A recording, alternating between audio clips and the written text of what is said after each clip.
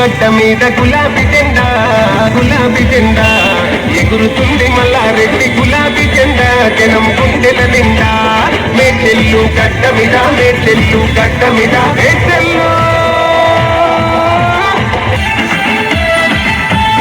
మేచెల్లు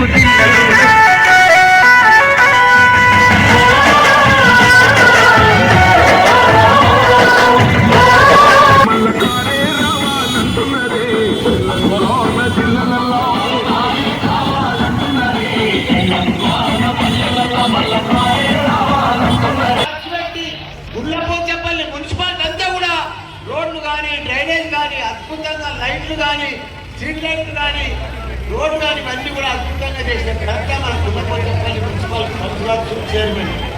నేను ఒకటే చెప్తున్నా, 5 నెలల కాంగ్రెస్ వచ్చి అంత ఎండలు మండుతున్నాయి, కరువు వచ్చేసింది, ట్యాంకర్లు వచ్చేసింది. కాంగ్రెస్ అంటేనే కరువు. కాంగ్రెస్ వచ్చిన రోజుగా నీళ్లు కథమైపోయినాయి. కాంగ్రెస్ వచ్చిన రోజుగా కరెంటు బంద్ అయిపోయింది. కాంగ్రెస్ వచ్చిన రోజుగా మన కేసీఆర్ కిట్టు బంద్ అయిపోయింది. 12,000 13,000 బంద్ అయిపోయింది.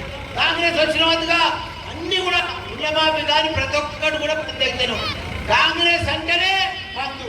దయచేసి మొన్న మర్చిపోయి తెలిసిందే వేసాం కాంగ్రెస్ కు. వాళ్ళ ప్రభుత్వం వచ్చింది కొద్దిగా. ఇప్పుడు మనము కాంగ్రెస్ కు గట్టిగా ఎంపీని కల్పించుకుంటే ఢిల్లీలో బీజేపీ కానీ కాంగ్రెస్ కానీ తప్పకుండా మనం బుద్ధి చెప్పాలి. ఎందుకంటే 75 ఏళ్ళు మనకు స్వాతంత్రం వచ్చింది. ఎవ్వరు కూడా మనకు సాగునీరు ఇయ్యలే, తాగునీరు ఇయ్యలే, కరెంట్ ఇయ్యలే, పింఛన్లు ఇయ్యలే, ఏమి ఇయ్యలేదు.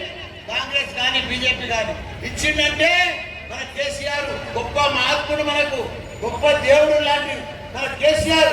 అసలు మళ్ళొక్కసారి మనం కనుగుర్తుకు ఓటు వేసి పెద్ద ఎత్తున కేసీఆర్ గెలిపించుకుంటే మన కేంద్రంలో కానీ రాష్ట్రంలో కానీ మా అక్కలకు 4,000 పింఛన్ రావాలంటే కేసీఆర్ కు ఓటేయాలి. మా ఆడబిడ్డలకు 2,000 రావాలంటే గృహలక్ష్మి మన కేసీఆర్ కు ఓటేయాలి. మన పిల్లలకు మళ్ళా కేసీఆర్ కిట్ రావాలంటే మన కేసీఆర్ కు ఓటేయాలి. తప్పకుండా కాంగ్రెస్ వాళ్ళకు వాళ్ళంతా కూలగొడతా ఉన్నారు, దాదాగిరి చేస్తా ఉన్నారు.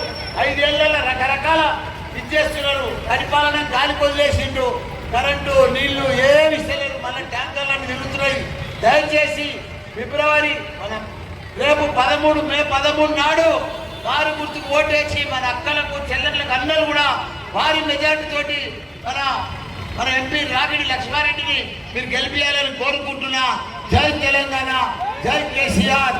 గారు గుర్తుకే ఒకసారి గట్టిగా చేయలేవటాలక్క మొగలకు గారు గుర్తు